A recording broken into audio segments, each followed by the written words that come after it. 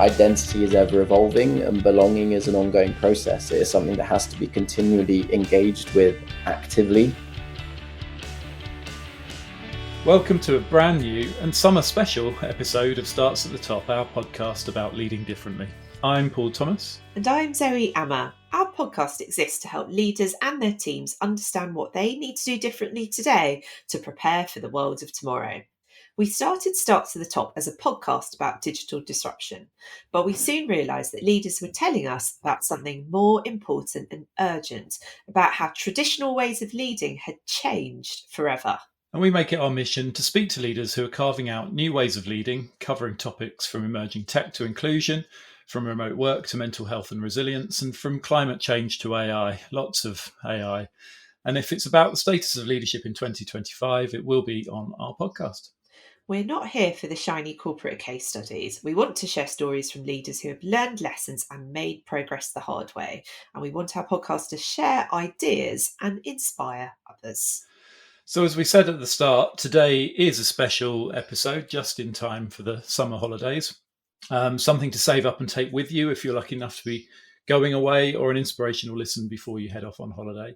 So alongside our guest interview, we'll be sharing a couple of recommendations for books and podcasts for you to take away with you. And we do have a really exciting conversation to share with you today. After all, this is our summer special.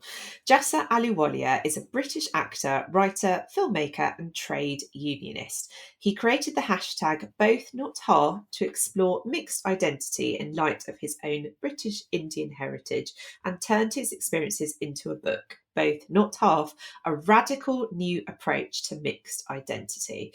We were both so excited to speak to him. Yeah, it was a great discussion, and one that I've referenced more than once in conversations over the week since we recorded. A real genuine mindset shift and a great book to read on your holidays. So that's one recommendation.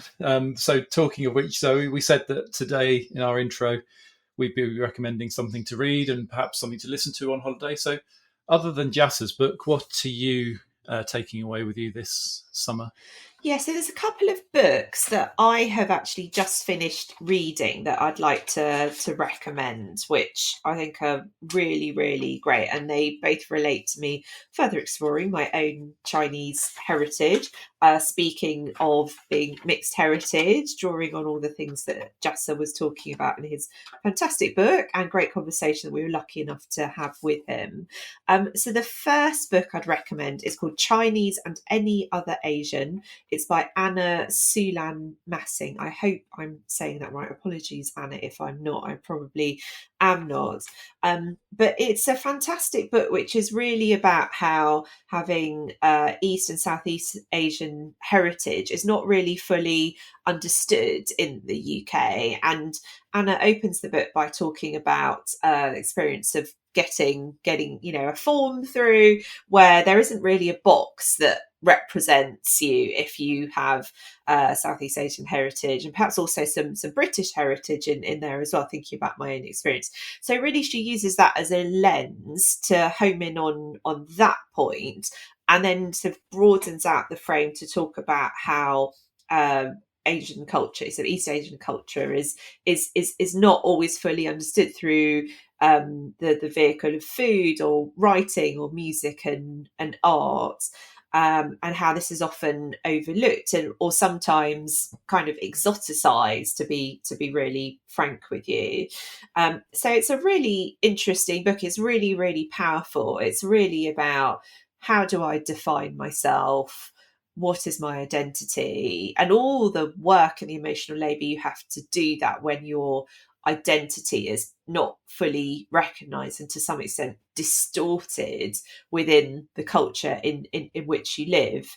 So I really recommend this book. It's really stayed with me. It's really fascinating and definitely one to look at if you are interested in understanding this experience better, or just the world of identity and how we shape that. And then just briefly, another book on a very similar note to some extent around Chinese heritage. This is a fantastic book called An A to Z of Chinese Food, open brackets, recipes not included. Sorry, Paul, I know you do love a Chinese recipe, as do I. But again, this is a really fascinating book about an author's relationship with their Chinese heritage, their Chinese culture. So really what Jenny does in this book is she uses an exploration of Chinese food to explore the relationship between East and Western cultures through the medium of food, and also how Chinese cooking gets talked about as well. It's genuinely really, really fascinating. And I believe that Jenny is a chef actually and does some very high profile community events as well. She's written for places such as Waitrose magazine, for example. So definitely worth reading both of those books. That's interesting. I will have a look at that. It's funny you mention it because we get the giving away our shopping habits here, but we get Ocado deliveries every couple of weeks, and they put a really good magazine in with the order every month, and there's some really good writing in that. And the last one was particularly focused on Asian food and Asian cooking, which I found quite fascinating. And one of the things that I found more fascinating than others was a breakdown and I'll photograph it and send it to you. But around MSG. Oh, really? And MSG being the most the misunderstood ingredient that actually they were recommending to put into recipes. So I bought a little pack of MSG to try it out. But I'll take a photo of the article and send it to you because it's one of those things that they sort of talked about that in terms of a misunderstanding of what it means and the wrongful labeling of Southeastern Asian food as being bad because it included MSG and sort of debunking that myth. So I'll picture that and photograph that and send it to you. Interesting. I don't think I can take the Ocado magazine on holiday with me as reading material. I need something a bit more substantive. So I've chosen to recommend Rest by Alex Sujung Kim Pang, who I had this book a couple of years back, and I sort of started to read it. And I saw one review that I agree with, that it could have been a series of blog posts, and maybe that's the origin of it. So it's one of those books that you can dip in and out of. But the premise behind it is why you get more done when you work less. And it's about putting and building relaxation and, putting your feet up from time to time into your working day and into your working week. So I think, what's not to like in that? The reason I'm choosing it is because I started it and didn't finish it. And I think that's indicative of why I need to read it again. And B, I just think it's this year of all years. We talked on the podcast about me going on that retreat and putting my phone away and things like that. And I just think being more purposeful about the rest that I get and that we all get, and being a bit more of an advocate for that is something that I really want to delve into the next 6 months and into the rest of my career. I think just making sure that that's baked in, because we are all busy all the time. Even when we're not busy, we seem to be busy. And I think it's just really, really important. So yeah, I'm going to recommend that. I'm going to take it. I'm going to read it, and then once I've actually finished it, I will come back and we can talk about it. And the other two are fairly frivolous, and so I don't need to talk about them for very long. But there's a book of essays, and this is a link to a podcast series, but a book called 60 Songs That Explain the 90s by Rob Harvilla. And that I took away with me last time I went away, and it's a really good book to dip into because each of the chapters is based around different songs from the 90s, 5 or 6 different songs. And it cuts across everything, all genres, so it's quite interesting. And there'll be songs that you'll recognise and you'll think, I never knew the story behind that, or never really made the connection between... I'll just open it on a random chapter and we can have a look, but the relationship between the Cranberries, Zombie, Alanis Morissette's You Ought to Know, Tori Amos, Cornflake Girl, Sheryl Crow, If It Makes You Happy. And Sheryl Crow's If It Makes You Happy, when I read that, I went back and listened to it. It really is a good song, but it's just one of those songs that you just sort of forget about and fades into the background. So I'm going to take that away because it's a bit of 90s revival, and we all like a bit of 90s. Well, if you were around in the 90s, you'll enjoy a bit of 90s revival. And then the other one is a book that I have read before, so I won't go into it in too much detail, but I'm a big Cormac McCarthy fan. So I'm going to take away the Border trilogy. We're going on a holiday where we're taking rucksacks. We can't take very much. So I thought what we would do is take a big book that I can get stuck into. It's a trilogy, so it's got 3 books in it. All the Pretty Horses is the one that is well known because that was turned into a film, but really like Cormac McCarthy.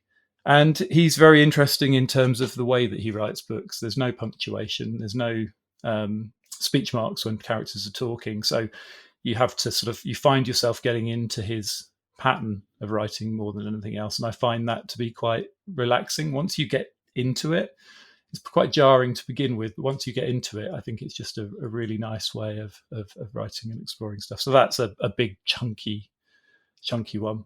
The other thing I'm going to take on holiday, and you too, I'm sure, is to hear headphones and lots of listening. So we were going to delve into a few podcasts, and one that we share as a love, I think we should talk about. What did you do yesterday? You introduced me to this, so do you want to just talk a little bit about why you love that one so much? Yeah, as this is our summer special, and this is very much not a work podcast in many ways. I think it's okay for us to highlight this, but I think there's something quite profound actually within all the fun and silliness within it. So What Did You Do Yesterday is hosted by Max Rushton of the Guardian Football Weekly podcast, and David O'Doherty, the comedian who plays a tiny keyboard, I believe is his personal brand.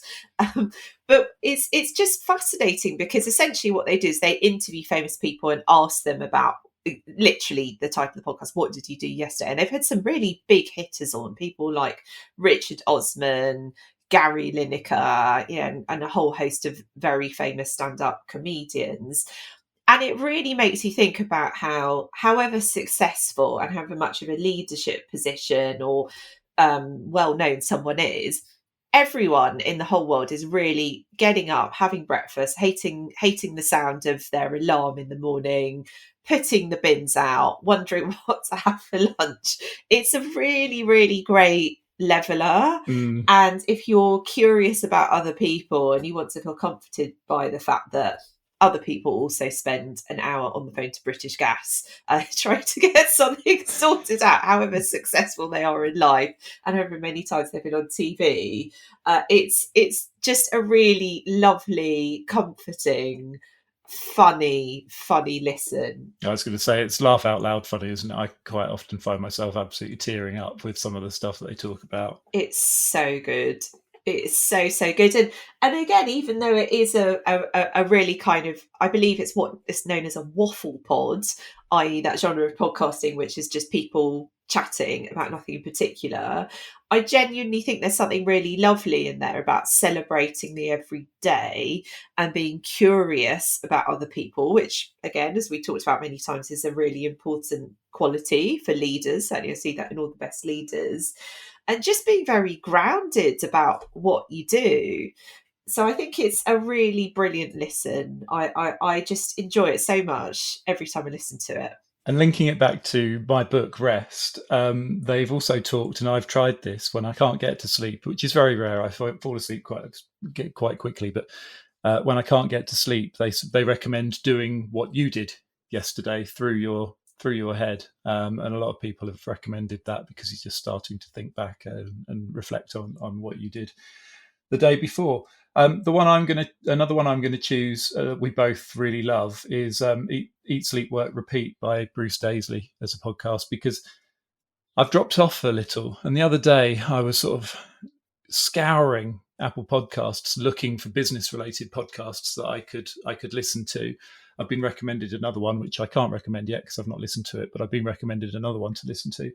And I thought, why am I doing this? Why am I scouring all of these podcasts that may be good or may not, when there's a very, very good one over here that I just that's sort of fallen by the wayside for some reason. So I've downloaded the last few episodes. I'm going to get back into that.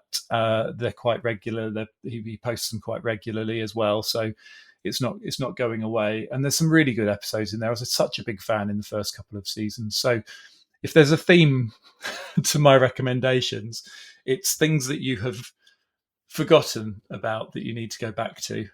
So a revisionist summer recommendation from me. You're a completist. Yeah, I like that. And I'll always be a fan of Bruce. And I remember when we had him on the podcast, was it a couple of years ago now? He was brilliant and it was great to talk to him. So yes, I was a big fan. And now for our interview with Jassa. We are super excited to welcome Jassa Ahluwalia to Starts at the Top.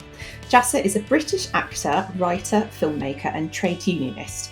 Born in Coventry to a white English mum and a brown Punjabi dad in 1990, he attended school in Leicester and was raised in an extended family environment. He spoke English in the playground, Punjabi with his grandparents and spent various summer holidays in India. He came to prominence as Rocky in the hit BBC Three series Some Girls, followed by starring roles in Unforgotten, Ripper Street and Peaky Blinders. Jassa created the hashtag #BothNotHalf to explore mixed identity in light of his own British Indian heritage. His TEDx talk on how language shapes identity has clocked up over 200,000 views, and his BBC One documentary Am I English won an Asian Media Award in 2022. And we're here today to talk about his fantastic new book, Both Not Half, a radical new approach to mixed identity, which is out now. Jassa, we are so happy to have you on Starts at the Top. Thank you so much for coming today. Thank you so much for having me. So we're delighted to have you here. And as you know, we have a number of authors come on this podcast, and of all of them, you have the most incredible backstory about the events that led to you writing your book, Both Not Half, from the videos to the TED Talk and more. Can you tell our listeners how that all came about and why you wrote the book? Yeah, well, I guess it really started with my frustrations as an actor, really. It was there was this sort of shift in the industry happening in, like, say, I think I was becoming more aware of it around 2018. I had this like really exciting start to my career in my early to mid 20s, like you say, with like roles in like Unforgotten and Ripper Street, Peaky Blinders, and it just seemed like things were sort of, I'd worked with like John Boyega on like a BBC One project, and I was surrounded by people who were like popping off. I worked with David Jesse on the same thing. He went off and did Interstellar, and it just felt like, wow, I was part of this burgeoning generation of talent that was about to break through. And then it never really quite happened for me. And while that was fine, I was like, it happens for people at different stages. That was sort of to be expected. But what was frustrating was that there was this shift in the industry towards telling more representative stories, like more diverse stories.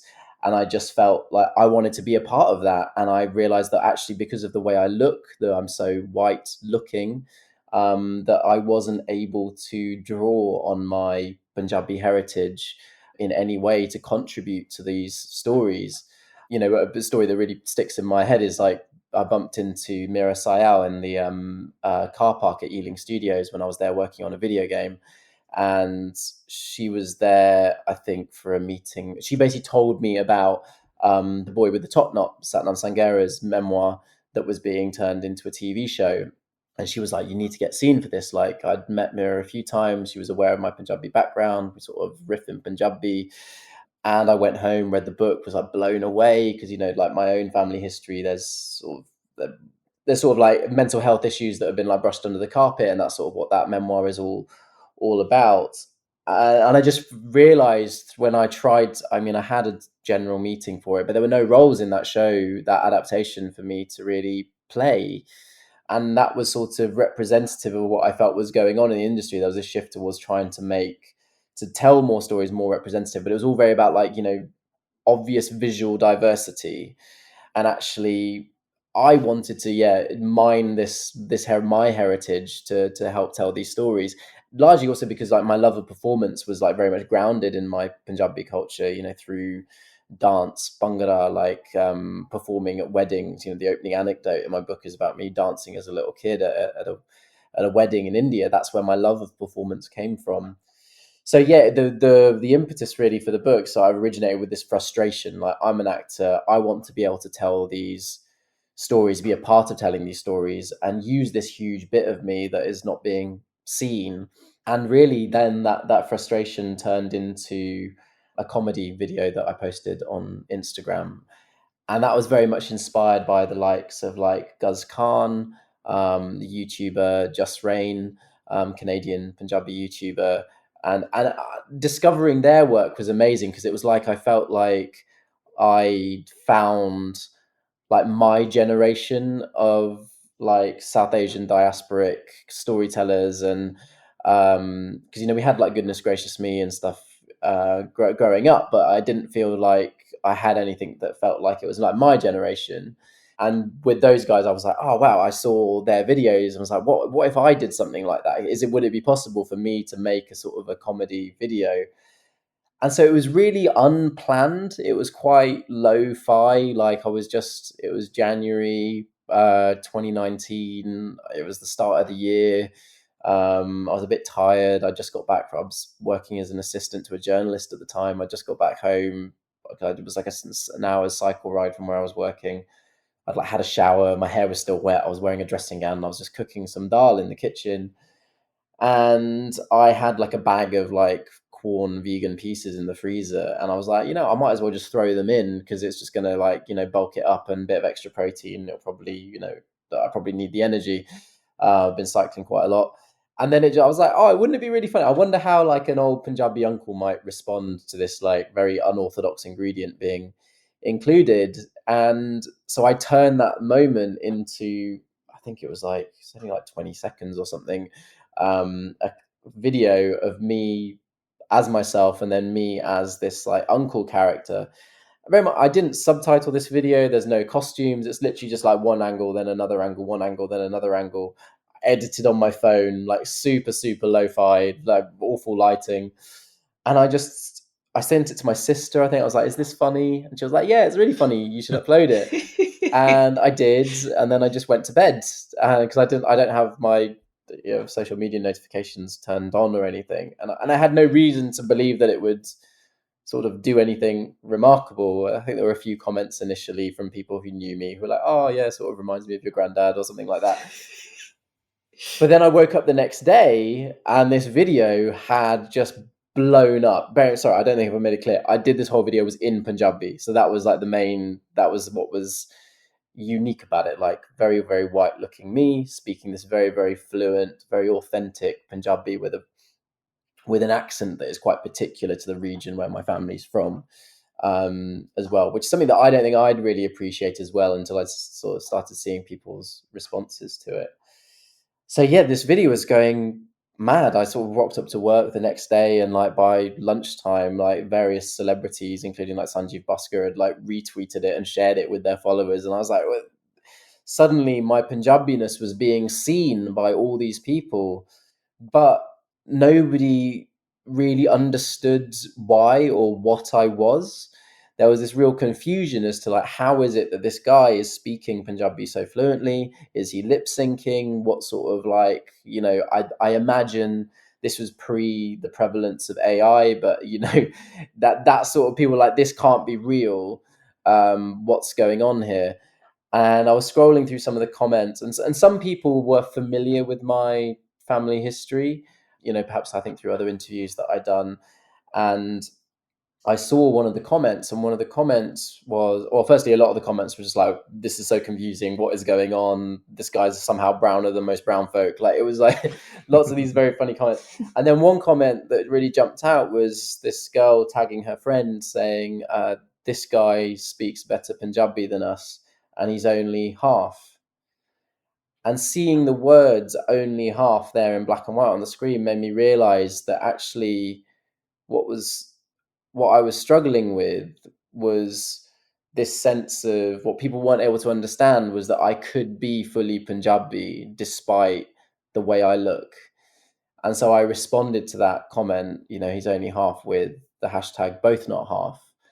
And I hadn't really been thinking about it. Like, I hadn't realized that that was the thing that I felt was limiting me. And I think that was, what was limiting me within the industry as well, is that it's a funny thing, because I've never felt half.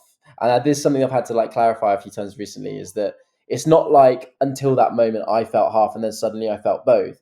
It was, I've always felt both. It's just that the only language I'd ever had up until that point was half.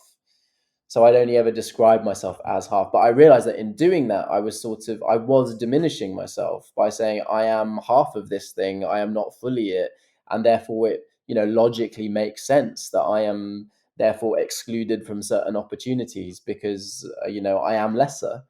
And so that response, hashtag both not half, was about saying I'm not lesser. Actually, no, I am fully these things. And the world then did start to look a bit different to me because I felt like actually I now know where this sense of frustration is coming from.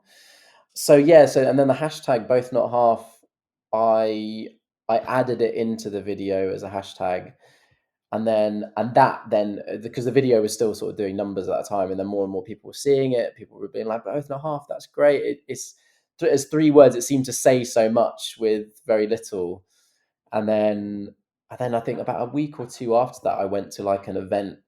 It was like an exhibition launch at the National Army Museum, which was very like about Punjabi Sikh identity, or specifically Sikh identity, turbaned Sikh identity. And I went to that event, and I'm used to going to events like South Asian focused events, and I often feel very white going into those spaces because I know that I have to, I'll get chatting to a few people and explain my background, and then it's sort of people like, oh, they understand maybe why I'm there and what my connection is and all of that. But I turned up to this event and I looked around the room and I was catching people's eyes, and I suddenly realized that, like, hang on, people seem to they're not looking at me like I'm white, and I don't know how to explain like how that, but but I think anybody who has an experience of misfit identity or feeling minoritized or anything else like has that sense of you tune into this sense of like, am I belonging, am I not belonging, am I being included or excluded? And I felt very included before I'd even like started talking to people, and I got chatting to people, and it turned out that loads of people there had seen the video, and loads of them were really resonating with specifically the both not half hashtag, and they were telling me stories of like, their mixed nephews and nieces, how it really applied to them, but how they also felt it really applied to themselves as like British South Asians, and their experience of being, both British and Indian in a sort of cultural sense.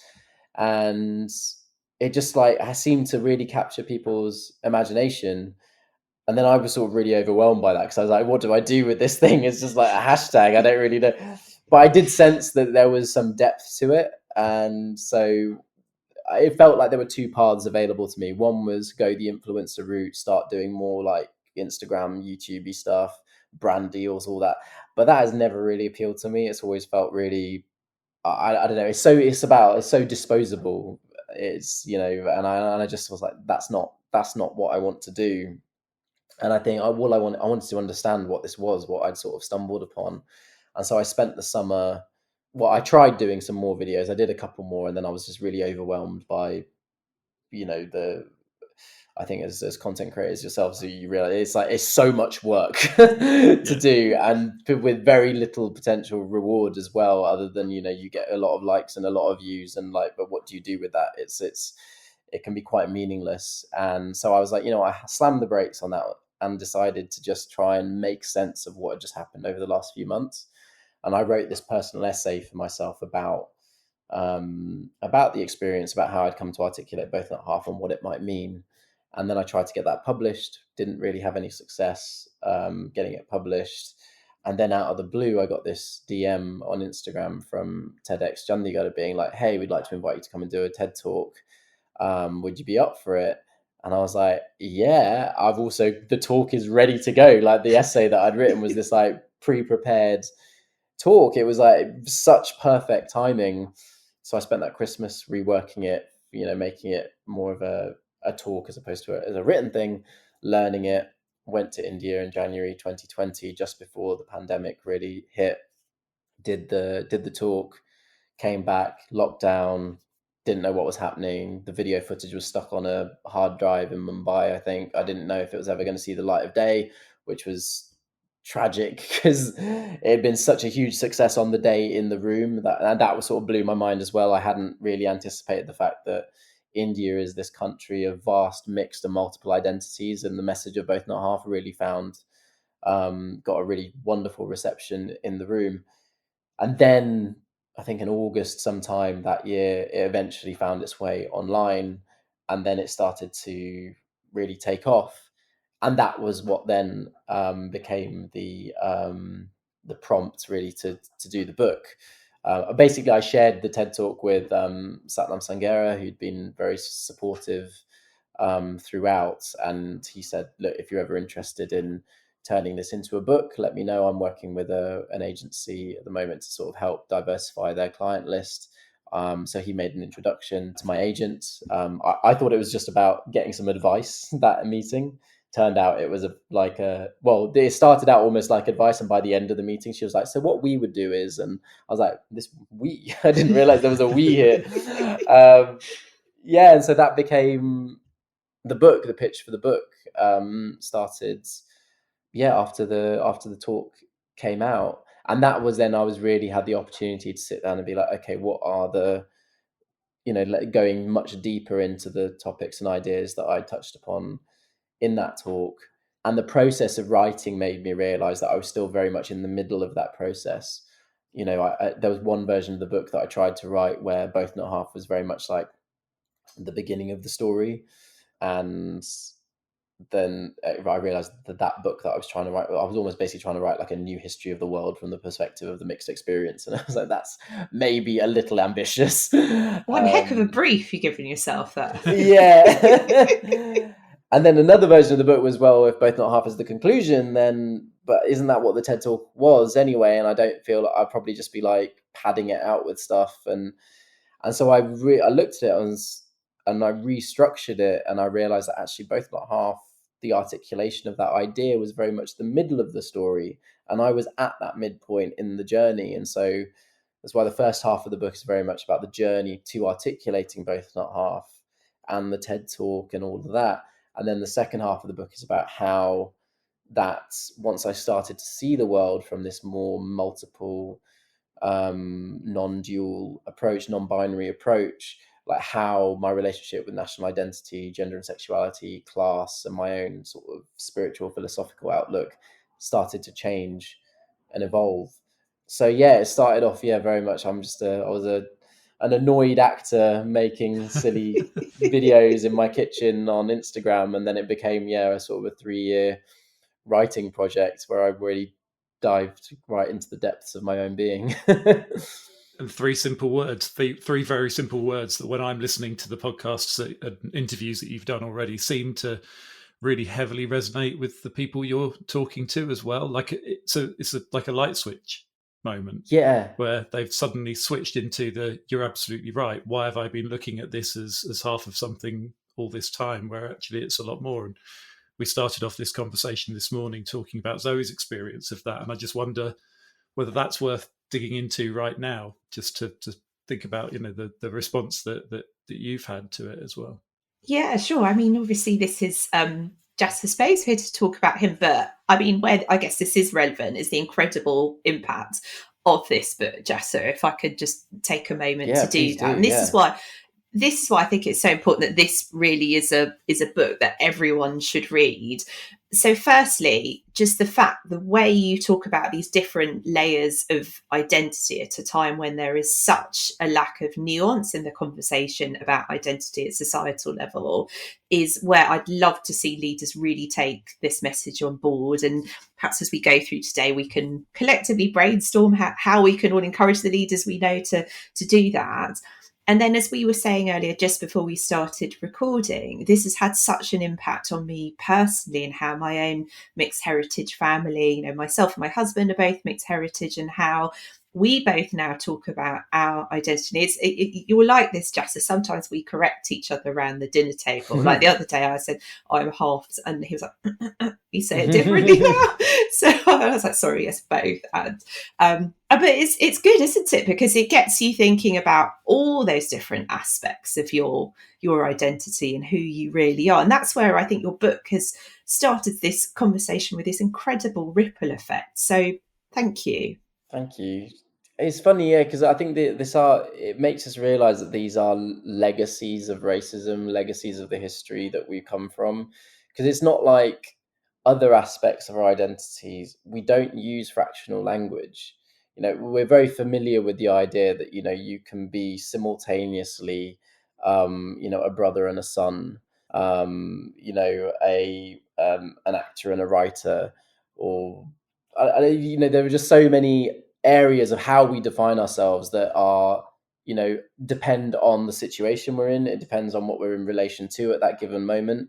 But when it comes to race and ethnicity, because we come from a history of, race hierarchy and sort of, institutionalized racism, this fractional language, it's almost like I always think of the word, the phrase, the term half caste, and how, like, we understand that as a slur.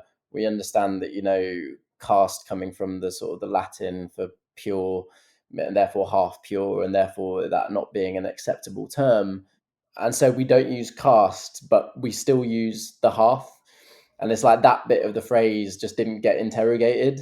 And I think that's perhaps why, both for me as well, when I first articulated both and a half, it is such a simple shift. It's a very subtle shift in perspective that, like, totally changes, the approach. It was also quite intimidating when it came to, like, writing the book, because it is so effective. It's like, what do I say? Like, just like the title does the job. Like, you follow it up with many chapters, and that's how you do it. Yeah. But it was when we came to, like, designing the cover for the book, there were lots of different, like, ways to sort of visually represent it. And then we just, you know what? Every time we talk about this, everyone's just like, both not half, the 3 words do the job. So we're like, just put those 3 words just really big on the cover. That's all we need. But even like the very simple thing of thinking about leadership, and thinking about our audience is, mostly sort of business and charity leaders. Right, yeah. And they have to cover an awful lot of things, but a lot of the things that they talk about when it comes to people and employees and people they lead is stuff that they are seeing. They're not delving into those people's stories. So I think the point Zoe made about how you create those spaces where everyone does feel seen is massively important to leaders. And you've done some of that work within your own work with equity and sort of the story behind that. Would you share a bit more about how you feel that could be approached by leaders? Yeah, so I got involved with my trade union equity. Basically, early on, I just didn't realize what a union was or what it did. I just felt that somehow I knew that being a member of equity meant that you were somehow, a professional actor. That was basically the crux of it. And so I was quite a passive. I was just I paid my subs, but I didn't really know what they did or what a union was. And then around the time when I was trying to figure some of this stuff out, so it was just before I'd articulated both not half, but I met a friend who was involved in the union, and she suggested to me, you should stand for election to the Race Equality Committee. And I was like, what, would I even be eligible? And just even in saying that, I was like, that's weird, isn't it? Like, just because of my mixedness and the way that I present as white, I somehow feel that I wouldn't be eligible. And she's like, no, you totally would be eligible. And I think initially my involvement came from thinking, well, if I was elected to an industry body that essentially would validate my Indian identity, my Punjabi identity, then I might be able to better assert my identity within the industry. It was almost like like an institutional stamp of, like, he really is an ethnic.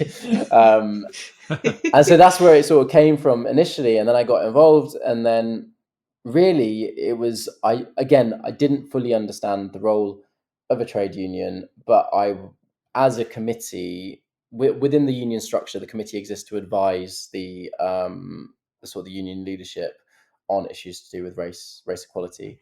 And we basically took it upon ourselves to call out the actions of Lawrence Fox when he appeared on Question Time way back before, I guess the origin of his the journey he's been on, to put it mildly.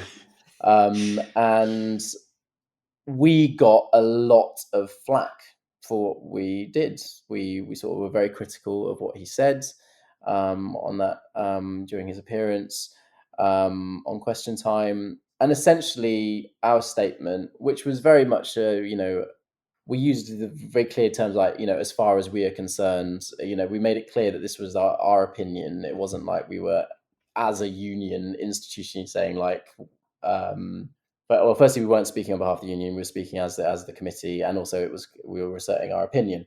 Anyway, for all sorts of like legal reasons that are very boring, the way in which the union responded at that time was to essentially shut us down. They sort of logged us out of all the accounts. They deleted the tweets, and we were kind of outraged that essentially we were being silenced. And we thought we were going to find a way forward. We managed to get a draft statement apology sorted, which was sort of acknowledging how these sorts of actions can perpetuate. I think what the exact word was, ingrained racism. I think it was before terms like institutional and systemic racism were as common knowledge. But that was like hard won to get an organization to recognize that, actions within an institutional system can be perpetuating racism at a time when people, I think, were still thinking of racism as being like an individual using a slur in the street against somebody. That felt like really quite hard won. And then Fox sent a basically took legal action against the union, and it all got basically put on hold. That we couldn't do anything, and then the union issued this apology to Fox. It was just horrendous. It was like they really. I think things would be different now for sure, but at the time, this was pre Black Lives Matter. We just felt like we had spoken up for the members that we were elected to represent, and we had been shut down as a result, and actually then sort of beaten into submission by scary lawyers with lots of money behind them. So we then basically took it upon ourselves to like, we need to change the culture within the union. We did like a big open letter sort of explaining why this was like such a bad move, the way in which they behaved. It coincided with a leadership election that was happening at the time, and I think as a result of being so loud and vocal about it, we managed to make race equality and the union's approach to racism sort of central to that election as well. And so when Paul Fleming was elected, he really made anti-racism and making the union like actively anti-racist like a core part of what he was doing. Not really sure where am I going with this, but essentially it was to say that both not half. Initially I came to the union as from an identity point of view, being like, I want to feel more seen and acknowledged, blah blah blah. It was very sort of personal, and then through my experience with the union realized like, oh, actually this is something, it's not just about me, it's about how do we reshape this institution in order to better serve the industry that we operate within. And I think my sense of my activism and justice came from, well, I used both not half was like part of the election. It was about saying like, there is a lack of representation when it comes to like mixed heritage stories. So I was basically, the both not half thing was it was starting to bring me towards like activism, and that was kind of what. Is that making sense? I've sort of like don't know whether I'm getting a bit into the weeds here on just like union stuff, but it makes complete sense. And I think we sort of tie it back to the idea of that systematic change within organizations, which is tough, always tough. But also, I'm not sure, I think if I think back to my own work experiences, the voices that do speak up and how heard they actually are. And what you did was speak up. Yes, it caused the ructions, but you couldn't have made the change without that happening. Yeah. And I think that's probably a lesson to all of us, is to speak up, be heard, face the consequences of that as an action, whether they're unjust or not, but come out of the other side with the change that you want to see and that you want to build. And I think that's a lesson for all leaders listening to the podcast. So I would say it was a particularly scary, like, I'm sort of talking about it all quite, I don't know, maybe not flippantly, but it's like, because it's been a little while now, but at the time it was very scary, like it felt like the union sort of stepped away from us. I was named in like the Times and like I Yeah, when the union did their statement and apology initially, the only action we had as a committee was that we sort of resigned en masse as a committee, and I think that it did feel particularly scary at that time, because it was like we were getting a lot of criticism from right wingers and all that. But it was at a time when I feel like, people aren't using Twitter as much these days, but Twitter was very much, the internet town square, and like that's where a lot of this vitriol was coming from, and it was the place where we were using to get our side of the story heard. So yeah, it was pretty grim, but it felt like the only right thing to do. And I think it is difficult. I don't know. I think sometimes it's like you want to find like nice, clean answers to like how you solve these problems, and sometimes, yeah, speaking up does create a mess, and we did create a bit of a mess. But out of that mess, we've now, I would say, the union now is like in a really strong position. Our recent elections, the elections that are happening right now for committees, it's the first time in our union's history that every single committee is a contested election. And that is because of the efforts we've made over the last few years to really engage the membership. And that's really what we were trying to do in the action that we, in making the comments we did about Lawrence Fox, is about saying, firstly, Question Time is part of public broadcasting. He is an actor. This feels very much within our remit as to pass comment on this. I think now we would maybe take perhaps a slightly different approach to how we would offer that criticism, given that I feel more educated in the purpose and function of a trade union when it comes to our industrial role. But the union itself is now in a position where it feels like we can, I think at that time we felt like, well, because we sort of understood that the union leadership would never agree with what we wanted to do anyway, we sort of had to stick our neck out a bit. Whereas now it feels like if something like that was happening, like for example with the Supreme Court ruling around the legal definition of a woman, in the immediate aftermath of that, the union had a statement that came out in support of trans members within the industry and beyond. That was not happening before, where something would happen in the news cycle where the union would then be responding and making it very clear what our position is and are giving support to members. And I feel like the mess we caused then contributed to that shift. I don't think you caused a mess. I think you and the rest of the committee showed an incredible courageous demonstration of leadership, and the fact that it feels like you were really bravely walking into the line of fire, because I've advised a lot of people who have had to deal with some horrible right-wing trolls, and it's scary, right? It's really scary. And you all demonstrated this incredible, very brilliant act of leadership that I think we need to see more of. And for me, the message to leaders, they need to listen to what's going on at the grassroots, because if a conversation is taking off like that, it shows that it matters to people, and it's as fundamental as who you are and how you're seen. So thank you for doing that. You're changing the industry. Oh, thank you. It's funny. I don't think I thought of myself as being the leader in that situation, because we were fighting leadership.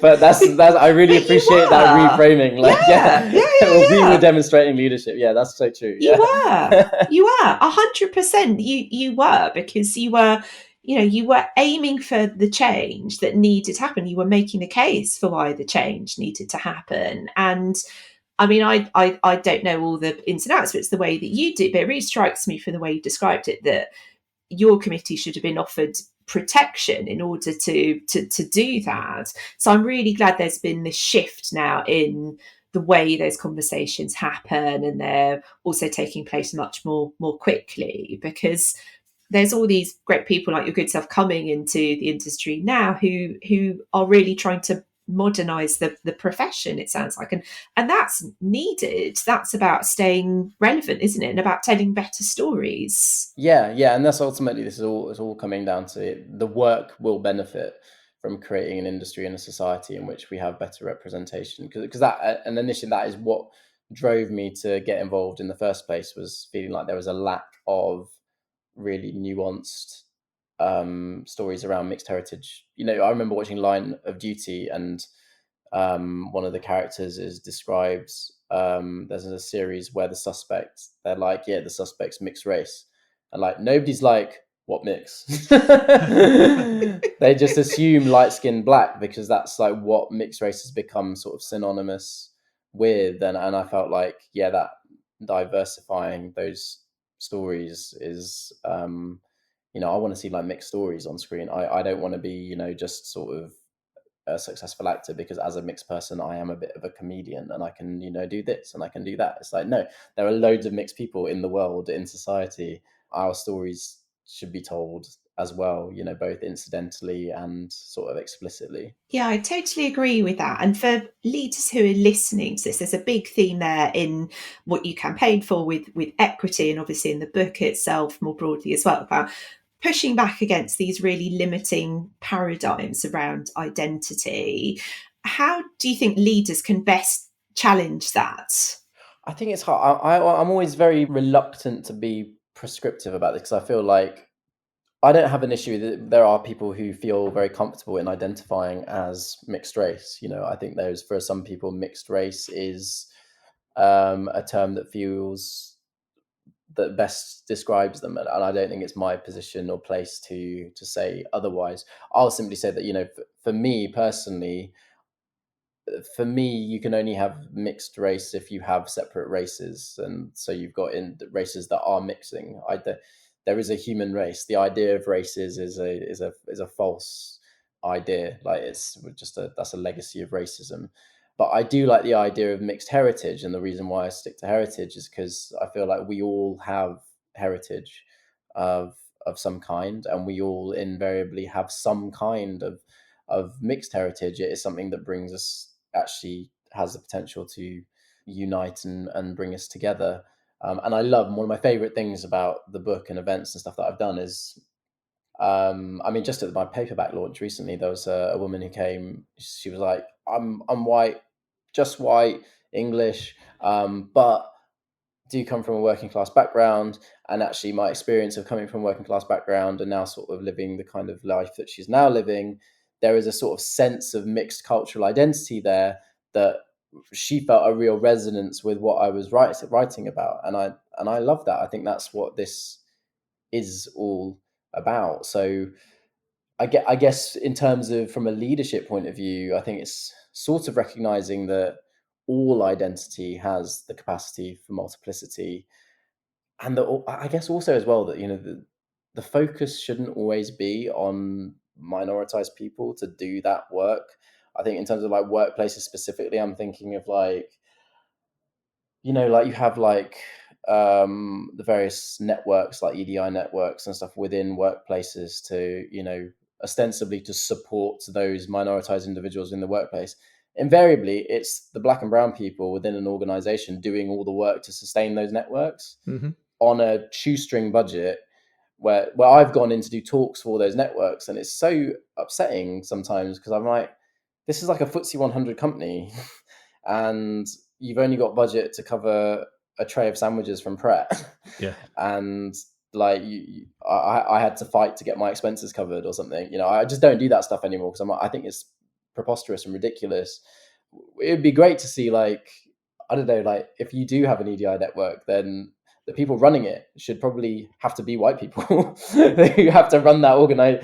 So for the benefit of the minoritized members maybe within the company, but otherwise it's sort of it's the siloing of these experiences. And I think what we're trying to do here is like say like this is all of our experience. It's a shared experience, and if we're not all experiencing it together in a way, it's like, what, you're not really sort of fostering belonging or changing anything. You're just sort of like popping things into little boxes. There's a sense of allyship there, isn't there, that I think allies in the workplace, for example, sometimes almost wait for permission to be asked to come forward to support and be an ally. Yeah. And it's that kind of weird mix of just step up to it, but you do ask for that permission almost. Yeah, and obviously, I understand the idea of there being creating spaces within workplaces for, people to feel like they've got some space or sense of security or safety within an organization where maybe they don't feel that sense of belonging as keenly. But I think what I'm trying to say is, like, if then those networks and organizations don't have like meaningful material support, they're sort of can be a bit useless. And I think on this issue of like allyship, like for me, one of the big shifts in my book was like the shift from thinking of things in terms of allyship to the think like the politics of solidarity, and actually realizing, I don't know whether it's just a linguistic thing, but for me, like allyship feels much more like I see the fight that you're having and I support you. It's sort of a little bit at a distance, whereas with solidarity, it's about realizing that fight that you're engaged with directly does impact me and is also really aligned to my fight. And so for me, for example, I came to understand, or have come to understand, that the same forces that mean that I've struggled with a sense of belonging as a mixed heritage person are the same binary, fractional, hierarchical forces that create a world in which like trans and non-binary people feel a sense of exclusion. It's the same forces at work. It's just manifesting in slightly different ways. And so it's not, I'm not sort of supporting trans and queer liberation from a position of allyship. It's from a position of like true solidarity. It's like, that is my fight. Because actually a world in which queer people feel a sense of belonging is also the same world in which like mixed people feel a true sense of belonging. And I think that's maybe something that idea gets lost, because you have the LGBTQ plus IA network, and then you've got like your EDI network, and there's like there were sort of these different things happening, and all invariably it's making like white middle class Englishness is like this default in the middle, and it's like not allowing a sort of a cross pollination. That, like I say, like the all identity has the capacity for multiplicity, and that all these things ultimately feed into each other. I think you've done it again. I think you've started me thinking down a route of solidarity and not allyship, and I think we might have just brainstormed your next book. because you've nailed it, because that's the point, right? You know, the sort of the guilt or the sense of waiting for permission to stand up and fight. It's not that at all. It's standing side by side, and I think that solidarity and actually sort of just working on the basis that we're all multifaceted human beings is the key here. And I think that's the leadership lesson: is don't look at anything at face value. Delve that little bit deeper and get that understanding. And you can only do that if you're standing side by side with your team, with your leaders, with your employees. Yeah. I totally agree with that, just the way you framed all of that, because what you've described there in terms of trans rights, in terms of, the experience of your own background as well, is that I think when you represent a different background. I mean, certainly my experience as a woman of colour working in the AI and tech space is that the world will always tell you who you are. And your book has really taught me to push against that narrative and to ask questions. And that's where I think it's so liberating and genuinely exciting. Oh, thank you. Could I was just going to say that there's a little section, a brief section, and I just think my book, I was just wondering if I could just read a paragraph, because I think it actually, it really like captures this. We'd love that. It's on page 212. Both not half is an articulation of how I know myself and experience life as a Punjabi, as someone of Indian descent. It is a rejection of the accusation that I am a lesser Indian or a diminished Punjabi. With this in mind, I began to see what trans women are women meant. It was not equating the two. It wasn't an erasure of womanhood or an attack on cis women. It was simply saying that trans women are a type of woman and are equally valid in that experience. And equally valid does not mean the same or typical. Again, reflecting on my own experience, I understand that while most South Asian people are brown-skinned, some, like me, are not. Our experiences in a racialized world will of course be different, but there is no hierarchy of South Asian experience. Equally, while most women are cis, some are trans. Their experiences of life in a gendered world will undoubtedly differ, but there should be no hierarchy of womanhood either. Just as Both Not Half invites us to expand our understanding of what it means to be mixed, trans women are women and trans men are men, invites us to expand our understanding of gender. If you rephrase it as trans people are people, it all becomes rather obvious. As ever, the only thing under attack is the binary. That's beautiful, Jassa. Thank you for reading that for us. I think it's just for me, like, that was like a big shift in my journey of being like, the Both Not Half thing. It wasn't just it's not just, there are parallels. It's like, they're not parallels. It's actually the same thing that manifests in different ways, but it's almost like different, it's like a plant. It's like you can trace it all back to the same like root ball. It's like a weed. You got to pull that weed, that non-binary, that binary sort of like hierarchical thinking. You got to pull that out by the root. And so like, but that's also what I do in the books, like trace like where a lot of this comes from, and it often, and it's all coming back to that same root. 100%. And what's next for you, Jassa? So you've written this incredible book. It's out in paperback. We will link it in the show notes. You strike me as someone who's just entering this really exciting new phase of what's going to be a very long and very exciting career. What's next for you?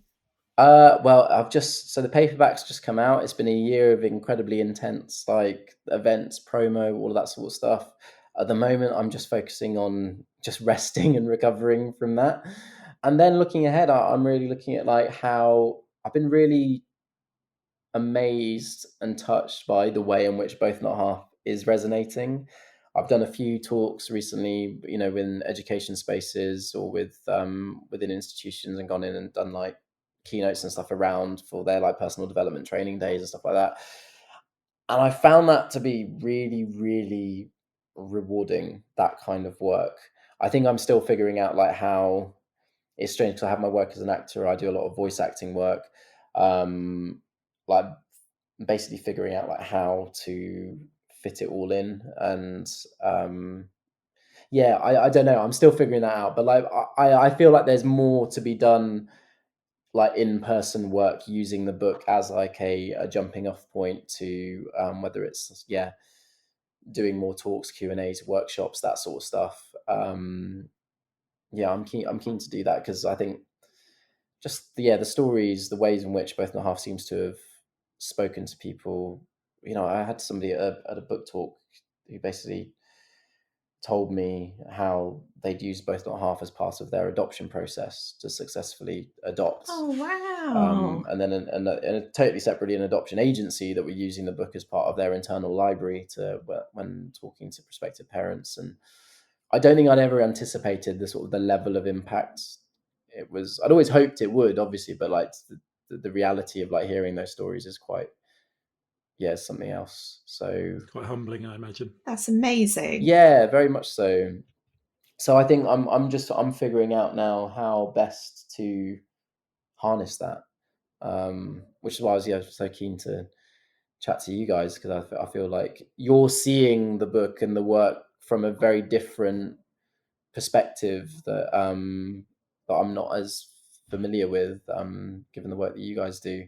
So this is exciting. It's exciting to me that it sort of resonates and speaks to you in the way that it does, because I think there is a huge potential for it in workplaces, and the way in which people are thinking about leadership and organizations, and creating a sense of belonging. I think that's ultimately what Both Not Half. It's a search for belonging, and I think a lot of what people are looking for when you're talking about like leadership and organizations is like, how do you create a sense of belonging? Because like, I guess when you have a sense of belonging, a sense of reciprocity and investment in each other within the organization, then the organization is much more likely to be successful.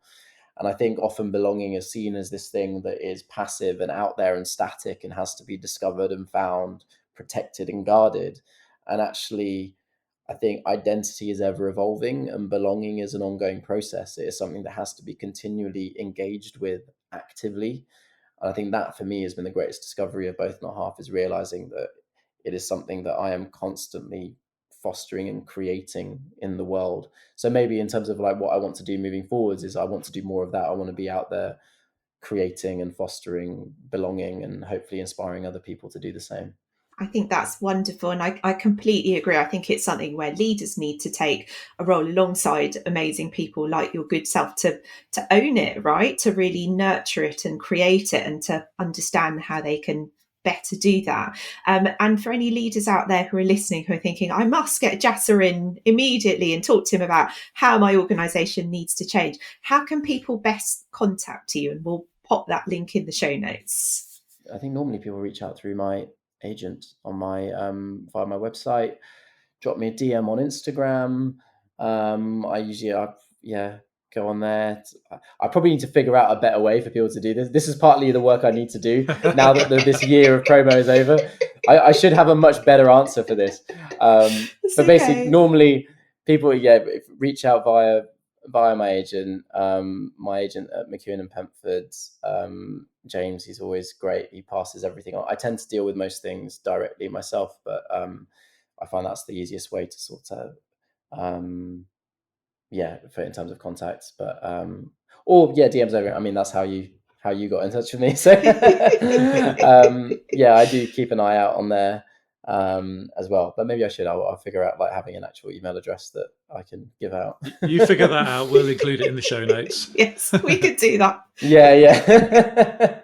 It's so bizarre because it's like this has been the most mad year of with all this promo stuff, and then it's like you ask a simple question like that, I'm like, yeah, I probably should have figured that out, but like well, you've been busy. You've been very busy working on the book and getting it out there into the world, and thank you so much for doing that. It's absolutely revelatory. Both Not Half is a book everyone needs to read, and especially that leaders need to read. We will link to it in the show notes. Jassa, thank you so much for coming on and sharing your story and for starting this incredible conversation about identity and how we all need a better, richer, more nuanced understanding of it. So thank you. Thank you so much, Zoe. Thanks so much, Paul. I really appreciate it. Many thanks to Jassa for joining us on the podcast. Such a transformative book and conversation, and we're really grateful to Jassa for his time and for sharing his work with us. And please do go and buy his book, Both Not Half. It's absolutely brilliant. Yeah, a big thank you to Jassa. I loved also how we managed to help him to see how much of a leader he is, because he genuinely didn't really see it. And why often being brave enough to be one of those to speak out is a true sign of leadership. So really appreciate Jassa coming on. As always, we really do appreciate that you've listened all the way through to the end of the episode. Thank you so much. You can support the podcast by leaving us a 5-star review wherever you listen to us. It really does help us to reach more people. And if you've enjoyed what you've heard, please do share us with a friend. Thank you so much for listening today. We said this last time, but we really will be back at the end of summer, just in time for the new school term, and we'll have some fantastic episodes lined up for you then. So we'll see you on the other side of summer. See you then, and bye for now.